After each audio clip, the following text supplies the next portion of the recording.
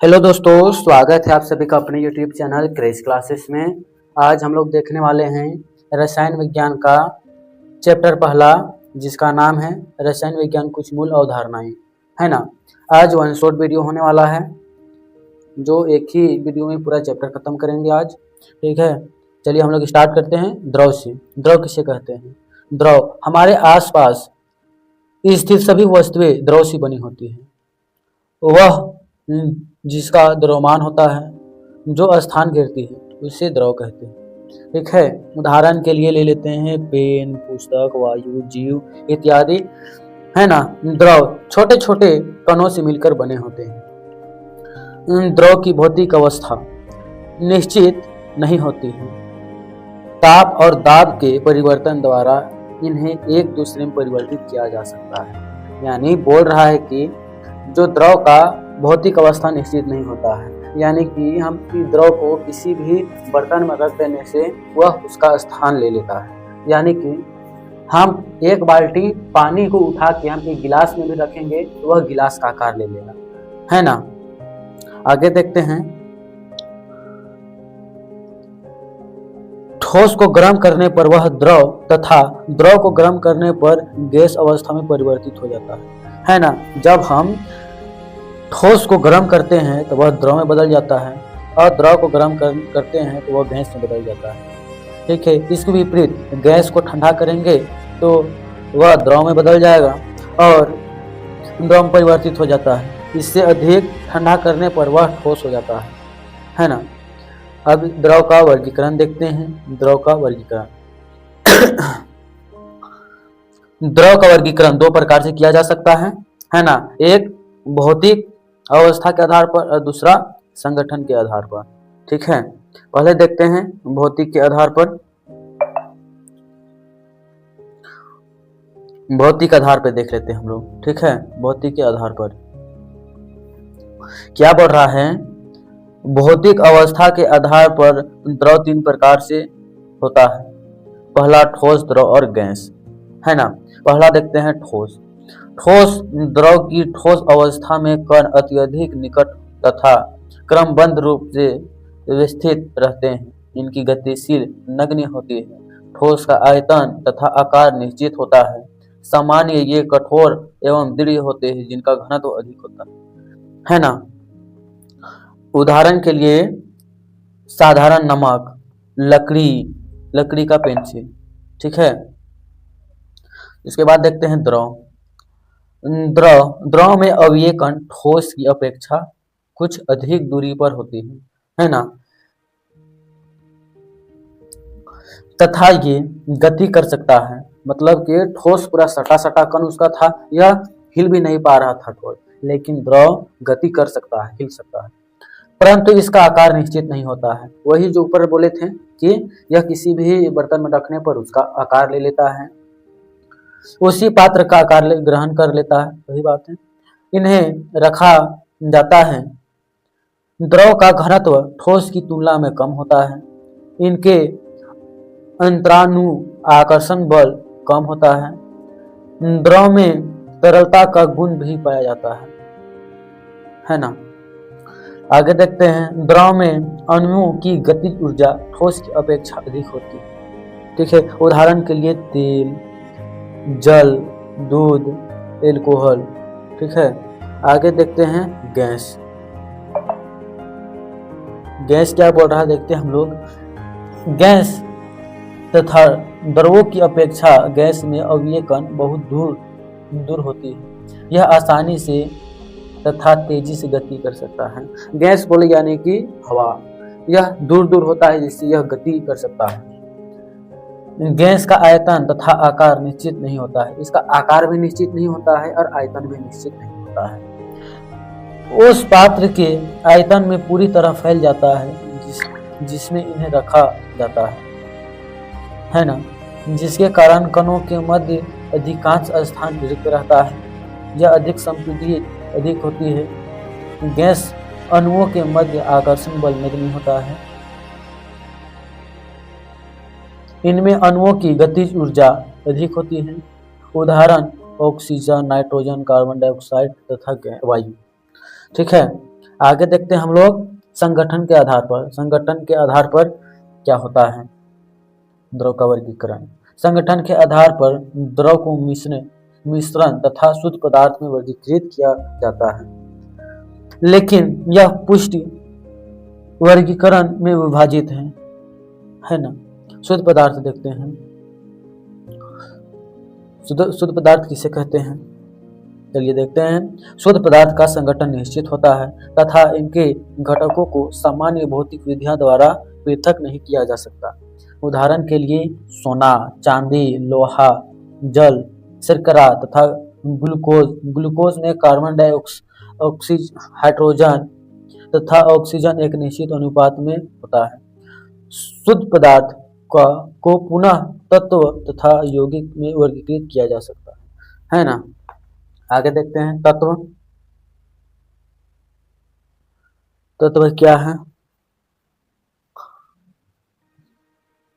तत्व वह पदार्थ जिसमें उपस्थित सभी कण जैसे कि परमाणु, अणु, आयन एक ही प्रकार के होते हैं, उसे तत्व कहते हैं। उदाहरण के लिए सोडियम, हाइड्रोजन, ऑक्सीजन, चांदी, तांबा इत्यादि सभी एक ही प्रकार के परमाणुओं में उपस्थित होते हैं, परंतु विभिन्न तत्व के परमाणु एक दूसरे से भिन्न होते हैं।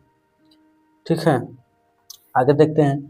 सोडियम, तांबा जैसे कुछ तत्वों में एकल परमाणु उपस्थित होते हैं, जबकि अन्य तत्वों में दो या दो से अधिक परमाणु मिलकर अणु बनते हैं। जैसे हाइड्रोजन, नाइट्रोजन, ऑक्सीजन गैस में अणु उपस्थित होते हैं। इनके दो या दो परमाणुओं से मिलकर बने होते हैं। तत्व धातु, धातु, उपधातु है ना, इसके उदाहरण हैं। अब देखते हैं यौगिक। यौगिक किसे कहते हैं? ठीक है, यौगिक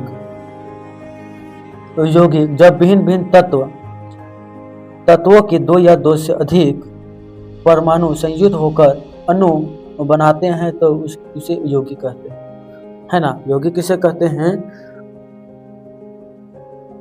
जब भिन्न भिन्न तत्व दो या दो से अधिक परमाणु संयोजित होकर अणु बनाते हैं उसे यौगिक कहते हैं। यौगिक का संगठन निश्चित होता है तथा इनका संगठन तत्वों को रासायनिक विधियों द्वारा पृथक किया जाता है। ठीक है, यौगिक भी हो गया। अब देखते हैं मिश्रण। मिश्रण किसे कहते हैं? मिश्रण वे होते हैं जिनमें दो या दो से अधिक पदार्थ किसी भी अनुपात में उपस्थित होकर तथा उनका संगठन भिन्न हो सकता है। देखिए, आगे देखते हैं क्या बोल रहा है। हमारे आसपास उपस्थित अधिकांश पदार्थ मिश्रण है। मिश्रण में उपस्थित विभिन्न घटकों को विभिन्न भौतिक विधियों द्वारा पृथक किया जाता है, जैसे छानन विधि द्वारा, आसवन विधि द्वारा, क्रिस्टन इत्यादि।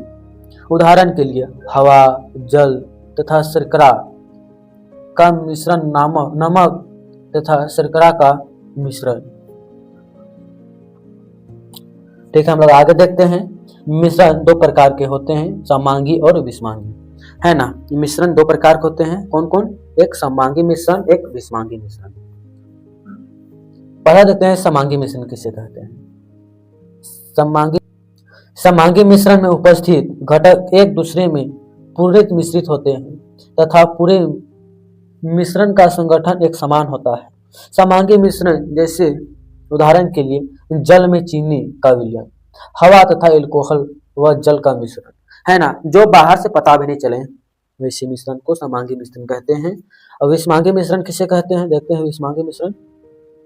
विषमांगी मिश्रण का संगठन संपूर्ण में मिश्रण में एक समान नहीं होता है, अर्थात इनका संगठन असमान होता है तथा कभी कभी तो विषमांगी मिश्रण के संगठन पृथक पृथक दिखाई भी देता है ना।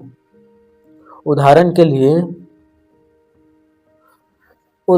लिए चीनी तथा नमक, है ना, दाल तथा कंकड़ एवं तेल तथा जल का मिश्रण। रसायन विज्ञान का संयोजन। रसायन संयोजन के नियम। रसायन संयोजन के नियम कितने हैं देखते हैं।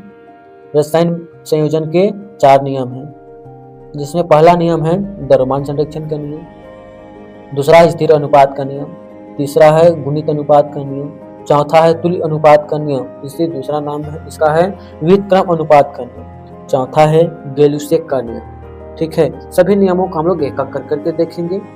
देखिए आगे क्या बोल रहा है, विभिन्न रासायनिक अभिक्रिया कुछ नियमों के अंतर्गत होती है। रसायन संयोजन के नियम के रूप में जाना जाता है, यह निम्न प्रकार से है ना। पहला नियम देखते हैं द्रव्यमान संरक्षण का नियम। द्रव्यमान संरक्षण का नियम क्या बोलता है? द्रव्यमान संरक्षण का नियम में सर्वप्रथम 1889 में इस नियम का प्रतिपादन एवं लेविसेक द्वारा किया गया था। लेविसेक एक वैज्ञानिक है ना, उसके द्वारा किया गया था। किसी अभिक्रिया में क्रियाकारक का कुल द्रव्यमान एवं उत्पाद का कुल द्रव्यमान बराबर रहता है, अर्थात द्रव्यमान में ना तो वृद्धि किया जा होती है और ना ही कमी। यह द्रव्यमान संरक्षण का नियम कहलाता है ना। इस नियम के अनुसार रसायन अभिक्रिया के द्वारा पदार्थ को ना तो बनाया जा सकता है और ना ही नष्ट किया जा सकता है, जबकि इसे एक रूप से दूसरे रूप में परिवर्तित किया जा सकता है ना। आगे बोल रहा है क्या, एक रासायनिक अभिक्रिया के बाद पदार्थ का द्रव्यमान अपरिवर्तित रहता है, अर्थात द्रव्यमान वही रहता है जो अभिक्रिया से पहले था। बोल रहा क्या कि यानी इसे हम उदाहरण के तौर पे देखते हैं। जब आप जाइएगा मिल घर गेहूं को पिसवाने, तो उसमें जितना आप गेहूं ले जाइएगा उतना ही गेहूं वह पीस के देगा, है ना। वह बाद में इधर उधर जल के मिल उल में बस कमी हो जाएगा तो कोई दिक्कत नहीं है, लेकिन द्रव्यमान संरक्षण का नियम यानी कि जितना ले जाइएगा आप गेहूं उतना ही वह आटा बना के देता है ना। आगे देखते हैं स्थिर अनुपात का नियम। स्थिर अनुपात का नियम क्या है? इस नियम का प्रतिपादक सर्वप्रथम जोसेफ लुई प्रास्ट ने सन 1799 में किया था। कौन वैज्ञानिक ने किया था? लुई प्रास्ट ने, जोसेफ लुई प्रास्ट 1799 में, है ना। इस नियम के अनुसार क्या हुआ था, यह किसी रासायनिक यौगिक में उसके अवयवी तत्व का परस्पर भारात्मक अनुपात सदैव स्थिर रहता है, फिर चाहे वह किसी भी विधि से बनाया जाता है। मतलब कि स्थिर अनुपात का नियम बोल रहा है क्या, अवयवी तत्व परस्पर भरात्मक अनुपात में सदैव स्थिर रहता है। मतलब जो भरात्मक अनुपात रहता है वह स्थिर रहता है, चाहे वह किसी भी विधि से बनाया गया हो, है ना। आगे देखते हैं गुणित अनुपात का नियम। गुणित अनुपात का नियम क्या है? सर्वप्रथम यह नियम डाल्टन द्वारा 1803 में दिया गया था। गुणित अनुपात का नियम डाल्टन द्वारा सन 1803 में दिया गया था। यह पुष्टि बेल्जियम द्वारा किया गया है ना। यह पुष्टि बेल्जियम द्वारा किया गया है। इस नियम के अनुसार जब दो तत्व परस्पर संयोग करके दो अथवा दो से अधिक यौगिक बनाते हैं, तो तत्व की निश्चित मात्रा के साथ संयोग करने वाली दूसरी तत्व की भिन्न भिन्न मात्रा परस्पर एक सरल अनुपात में होता है। क्या बोल रहा है? जब दो परस्पर संयोग करके दो या दो से अधिक यौगिक बनाते हैं, तो एक तत्व किसी निश्चित मात्रा में साथ संयोग करने वाली दूसरी तत्वों की भिन्न भिन्न मात्राओं परस्पर एक सरल अनुपात में होती है ना। अब देखते हैं तुल्य अनुपात का नियम तथा व्युत्क्रम अनुपात का नियम। ठीक है, हम लोग आगे देखते हैं तुल्य अनुपात का नियम तथा व्युत्क्रम अनुपात का नियम। ठीक है, इस नियम को सर्वप्रथम रिचर्ड ने सन 1972 में प्रतिपादित किया। ठीक है, इसके अनुसार किसी एक तत्व की निश्चित मात्रा के साथ संयोग करने वाली दो भिन्न तत्वों की मात्राओं का अनुपात समान होता है, जिसमें ये परस्पर संयोग करते हैं अथवा उनका सरल गुणांक होता है। ठीक है, आगे देखते हैं ग्लूसेक का नियम। ग्लूसेक का नियम क्या कहता है? चलिए हम लोग आगे देखते हैं ग्लूसेक का नियम। इस नियम का प्रतिपादक सर्वप्रथम एक फ्रांसीसी वैज्ञानिक ग्लूसेक ने 1808 ईस्वी में किया। इस नियम के अनुसार ताप व दाब की सामान्य परिस्थितियों में जब दो या दो से अधिक गैसें किसी क्रिया करती है, तो संयोग करने वाली गैस आयतन में एक सरल अनुपात में होता है ना। दूसरा बोल रहा है क्या, और इन क्रियाओं में यदि उत्पाद भी गैस हो तो बनने वाला उत्पाद का आयतन भी क्रियाकारी गैसों के साथ एक सरल अनुपात में होता है ना। चलिए हम लोग देखते हैं डाल्टन परमाणु का सिद्धांत। डाल्टन परमाणु का सिद्धांत, जॉन डाल्टन ने 1808 में डाल्टन का परमाणु सिद्धांत के नाम से विख्यात अपना सिद्धांत दिया है ना। डाल्टन का अपना परमाणु सिद्धांत है। डाल्टन परमाणु सिद्धांत के अनुसार जॉन डाल्टन ने 1808 ईस्वी में डाल्टन एक सिद्धांत प्रतिपादित किया। डाल्टन का परमाणु सिद्धांत इसे कहा जाता है ना। डाल्टन का परमाणु सिद्धांत के विभिन्न बिंदुओं निम्नलिखित है। बोल रहा क्या, डाल्टन जो परमाणु सिद्धांत दिया था उसका जो मुख्य बिंदु है वह नीचे है। पहला क्या बोल रहा है, द्रव बहुत छोटे अविभाज्य कण से मिलकर बने होते हैं जिन्हें परमाणु कहते हैं। क्या बोल रहा है, द्रव बहुत छोटे होते हैं और वह अविभाज्य कणों से मिलकर बना होता है जिन्हें हम परमाणु कहते हैं। दूसरा क्या है, एक तत्व के सभी परमाणु समान होते हैं, अर्थात उसकी आकृति, आकार, द्रव्यमान आदि सभी गुण धर्म समान होते हैं, जबकि भिन्न भिन्न तत्वों के परमाणु, द्रव्यमान, आकृति, आकार आदि भिन्न भिन्न होते हैं। क्या बोल रहा है देखिए, फिर से देखते हैं। एक तत्व के सभी परमाणु समान होते हैं, अर्थात उसकी आकृति, आकार, द्रव्यमान सभी गुणधर्म समान होते हैं, जबकि भिन्न भिन्न तत्वों के परमाणु, द्रव्यमान, आकृति, आकार आदि भिन्न भिन्न होते हैं। आगे देखते हैं 3 नंबर क्या बोल रहा है, एक से अधिक तत्व के परमाणु निश्चित अनुपात में संयोजन करके यौगिक बनाते हैं। क्या बोल रहा है, एक से अधिक तत्वों के परमाणु निश्चित अनुपात में संयोजित होते हैं, संयोजित करके यौगिक बनाते हैं। परमाणुओं को निश्चित किसी रासायनिक अभिक्रिया अथवा भौतिक परिवर्तन द्वारा ना तो बनाया जा सकता है और ना ही नष्ट किया जा सकता। क्या बोल रहा है देखिए, परमाणु को किसी रासायनिक अभिक्रिया अथवा भौतिक परिवर्तन द्वारा ना तो बनाया जा सकता है और ना ही नष्ट किया जा सकता। यही सब थे परमाणु के सिद्धांत, डाल्टन के परमाणु सिद्धांत। आगे देखते हैं क्या बोल रहा है, डाल्टन का परमाणु सिद्धांत की सीमाएं में कमियां, इसमें क्या क्या कमियां रह गई थी वह बोल रहा है। तो हम लोग देखते हैं, डाल्टन का परमाणु सिद्धांत रासायनिक संयोजित से बहुत से नियमों को समझाने में सफल रहा, सिवाय ग्लूसेक के आयतनों के संयोग के नियमों को। हालांकि इस सिद्धांत की कुछ सीमाएं हैं जो निम्नलिखित है। जो ग्लूसेक की सीमाएं जो है वह निम्नलिखित है, उसको भी देख लेते हैं हम लोग। क्या बोल रहा है, पहला नंबर, परमाणु को विभाज्य कण के रूप में नहीं रखा जा सकता, क्योंकि यह आप परमाणुवीय कण इलेक्ट्रॉन, प्रोटॉन तथा न्यूट्रॉन में विभाज्य है। क्या बोल रहा, परमाणु की अविभाज्य कण के रूप में नहीं रखा जा सकता, क्योंकि यह उस परमाणुवीय कणों, इलेक्ट्रॉन, प्रोटॉन तथा न्यूट्रॉन में विभाज्य, मतलब बोल रहा है क्या, इसमें अविभाज्य मतलब बांट नहीं सकते, क्योंकि यह पहले से यह कण परमाणुवीय है। दूसरा क्या बोल रहा है, समस्थानिकों की उपस्थिति के कारण एक ही तत्व के भिन्न भिन्न द्रव्यमान हो सकते हैं।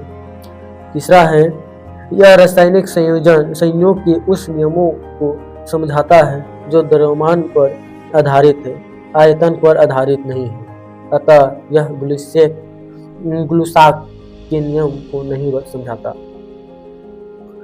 4 नंबर क्या बोल रहा देखते हैं, यह सिद्धांत ये समझाने में असफल रहा कि भिन्न भिन्न तत्व के परमाणु, उनका द्रव्यमान, आयतन तथा संयोजकता में भिन्न क्यों होते हैं, है ना। आगे देखते हैं, यह सिद्धांत यह नहीं समझा सका कि एक तथा विभिन्न तत्वों के परमाणु आपस में संयोग कर अणु किस प्रकार बनाते हैं, है ना। चलिए हम लोग आगे देखते हैं परमाणु द्रव्यमान। परमाणु द्रव्यमान क्या है, चलिए देखते हैं परमाणु द्रव्यमान किसे कहते हैं। यह तत्व के परमाणु का अपेक्षा औसत द्रव्यमान है जो कार्बन 12 समस्थानिक के एक परमाणु के 1/12 भाग के बराबर होता है। क्या बोल रहा है, यह तत्व परमाणु की अपेक्षित औसत द्रव्यमान है जो किसी कार्बन 12 समस्थानिक के एक परमाणु के 1/12 भाग के बराबर होता है। परमाणु द्रव्यमान का सूत्र, परमाणु द्रव्यमान का क्या सूत्र है हम लोग देखते हैं।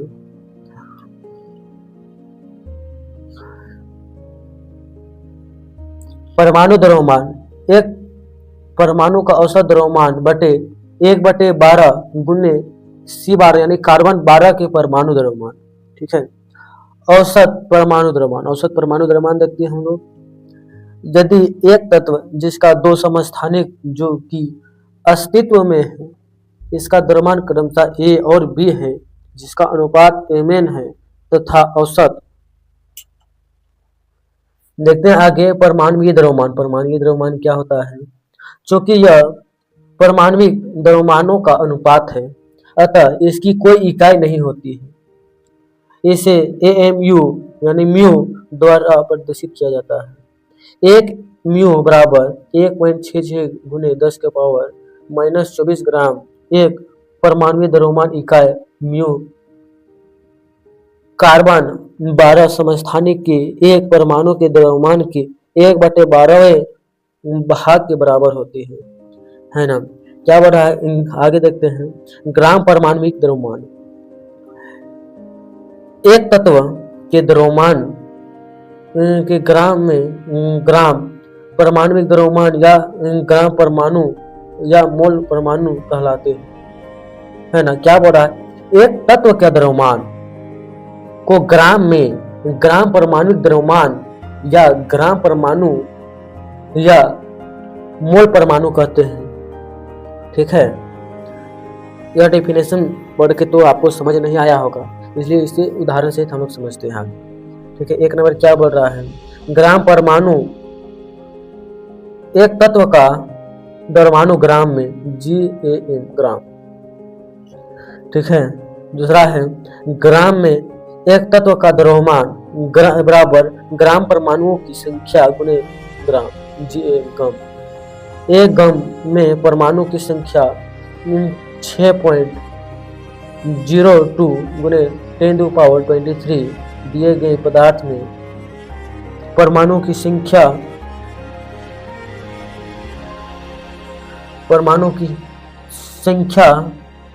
बराबर ग्राम परमाणु की संख्या गुने 6.2 इंटू 10⁻23 बराबर द्रव्यमान GAM गम गुने 6.02 इंटू 10⁻23। आगे क्या बोल रहा है, 4 नंबर, तत्व के ग्राम में परमाणुओं की संख्या 6.02 गुने 10⁻23 पर बटे परमाणु द्रव्यमान। 5 नंबर क्या बोल रहा है, तत्व के एक परमाणु का द्रव्यमान ग्राम में बराबर GAM गम बटे 6.02 गुने 10⁻23। अब देखते हैं आणविक द्रव्यमान। आणविक द्रव्यमान क्या है, ठीक है। आणविक द्रव्यमान का सूत्र, एक अणु का आणविक द्रव्यमान उसमें मौजूद विभिन्न तत्वों के परमाणु द्रव्यमान का संयोग होता है। क्या बोल रहा है, एक अणु का आणविक द्रव्यमान उसमें मौजूद विभिन्न तत्वों के परमाणु द्रव्यमान का यौगिक होता है। ठीक है, अतः प्रत्येक तत्व के परमाणु द्रव्यमान और उपस्थित परमाणु की संख्या के गुणनफल के योग द्वारा प्राप्त किया जा सकता है। उदाहरण के लिए मेथेन जिसमें एक कार्बन परमाणु और 4 हाइड्रोजन परमाणु उपस्थित होते हैं, है ना। मेथेन का आणविक द्रव्यमान इस प्रकार प्राप्त किया जा सकता है। मेथेन CH4, मेथेन का सूत्र क्या है, मेथेन का सूत्र CH4 यह मेथेन का सूत्र है, ठीक है, CH4। जल, अच्छा, इसका आणविक द्रव्यमान क्या है? कार्बन, कार्बन का आणविक द्रव्यमान कितना होता है? 12। कार्बन का आणविक द्रव्यमान होता है 12 प्लस हाइड्रोजन का परमाणु द्रव्यमान होता है 1, और कितना हाइड्रोजन है? तो गुने 4 हो जाएगा 12 प्लस 4, 12 और 4 16 यू, इसका यूनिट है यू, ठीक है। आगे देखते हैं जल का आणविक सूत्र देखते हैं, प्रश्न निकालने की कोशिश। हाइड्रोजन कितना है? 2। हाइड्रोजन का आणविक द्रव्यमान होता है 1 प्लस ऑक्सीजन कितना है? 1 गुने इसका आणविक द्रव्यमान कितना होता है? 16, ठीक है। कितना हो जाएगा? 2 प्लस 16 बराबर 18। इसका आणविक द्रव्यमान कितना हो जाएगा? 18, ठीक है। आगे देखते हैं मोल।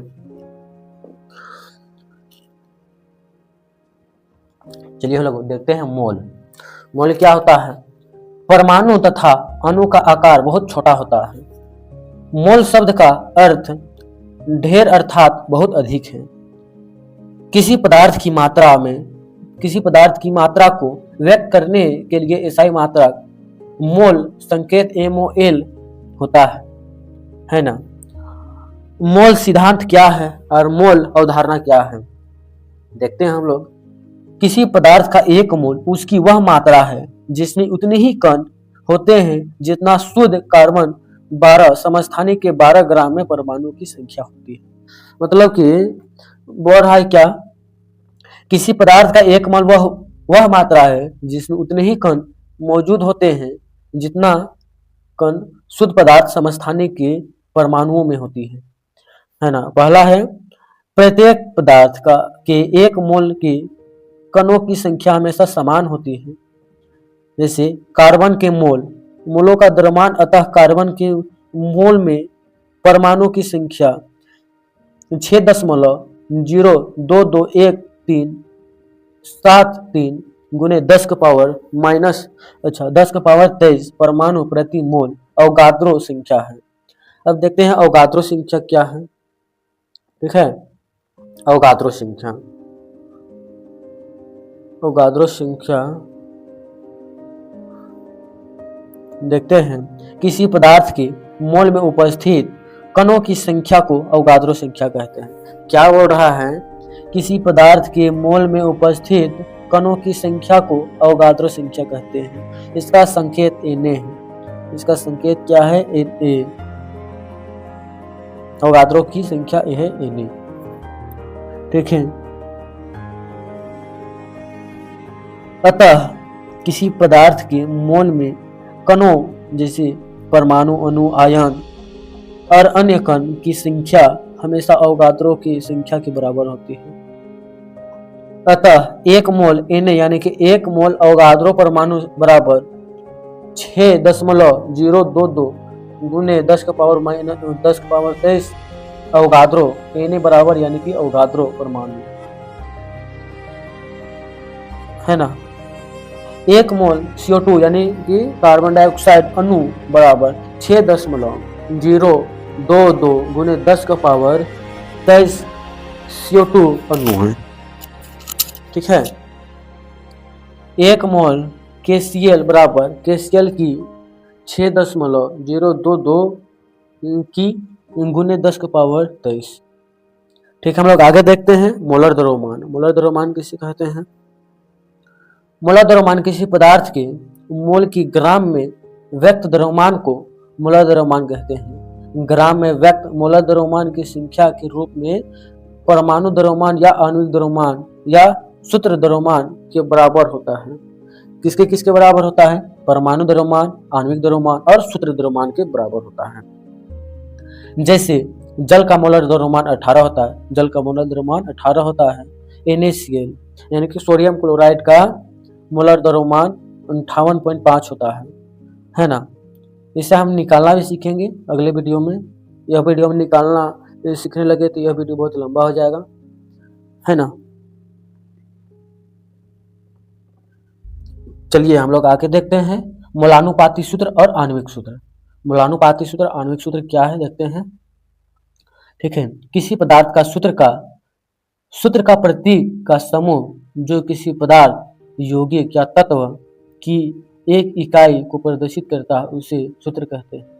क्या बोल रहा है, सूत्र तत्वों के प्रतीकों का समूह, सूत्र का प्रतीकों का समूह जो किसी पदार्थ यानी कि यौगिक या तत्व की एक इकाई को प्रदर्शित करता है उसे हम सूत्र कहते हैं। जैसे ऑक्सीजन का सूत्र O2 है, इसका अर्थ है ऑक्सीजन के एक अणु में 2 परमाणु है।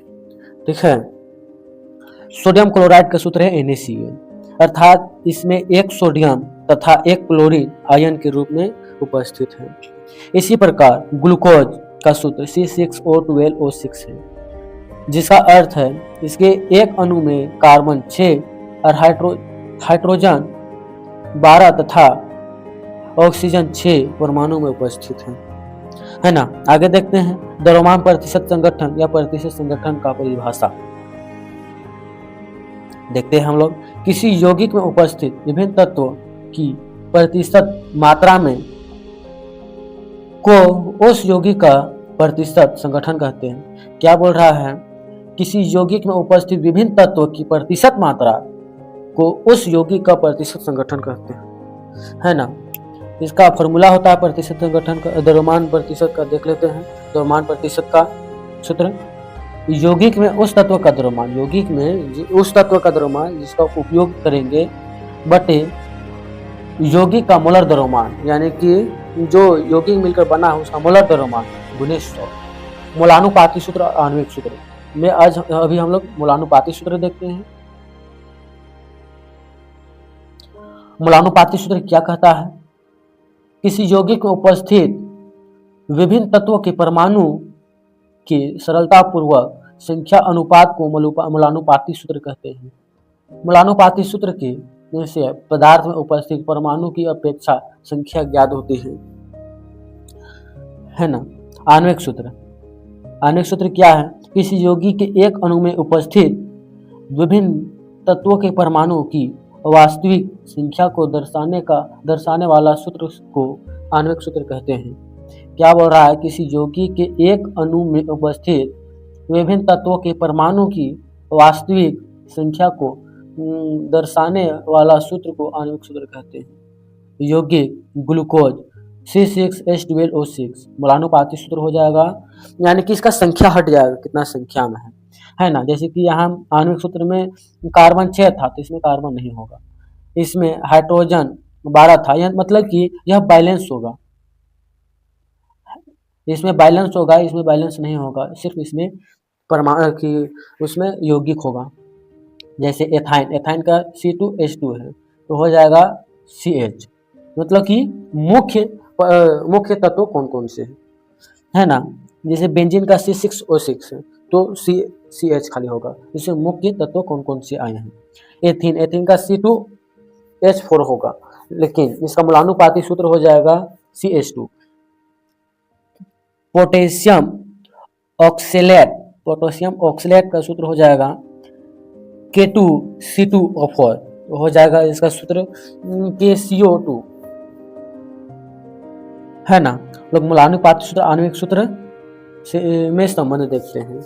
क्या संबंध, अनुसूत्र मूलानुपाती सूत्र गुणे n क्या है, पूर्णांक है 1 2 3, है ना। n बराबर यौगिक का आणविक द्रव्यमान बटे यौगिक का मूलानुपाती सूत्र द्रव्यमान। एक से अधिक यौगिक के मूलानुपाती सूत्र समान हो सकते हैं तथा वे यौगिक जिनके मूलानुपाती सूत्र समान होते हैं उसमें उपस्थित विभिन्न तत्वों का द्रव्यमान प्रतिशत भी समान होता है ना। देखते हैं आगे, किसी यौगिक का मूलानुपाती सूत्र तथा आणविक सूत्र ज्ञात करना। तो मतलब कि कैसे स्टेप बाय स्टेप हम लोग सीखेंगे कि किसी यौगिक का मूलानुपाती सूत्र तथा आणविक सूत्र कैसे निकालते हैं, कैसे ज्ञात करते हैं, है ना। चलिए देखते हैं। किसी यौगिक में उपस्थित तत्वों की प्रतिशत मात्रा यानी द्रव्यमान से मूलानुपाती सूत्र तथा आणविक सूत्र ज्ञात करने में निम्नलिखित पद प्रयुक्त है। मतलब स्टेप बाय स्टेप हम लोग देखते हैं। चलिए पहला स्टेप में क्या बोलता है। स्टेप पहला, द्रव्यमान प्रतिशत को ग्राम में परिवर्तित करना। सर्वप्रथम द्रव्यमान प्रतिशत को ग्राम में मानते हैं तथा 100 ग्राम यौगिक मानकर गणना करते हैं। क्या बोल रहा है, द्रव्यमान प्रतिशत को ग्राम में परिवर्तित करना। सर्वप्रथम द्रव्यमान प्रतिशत को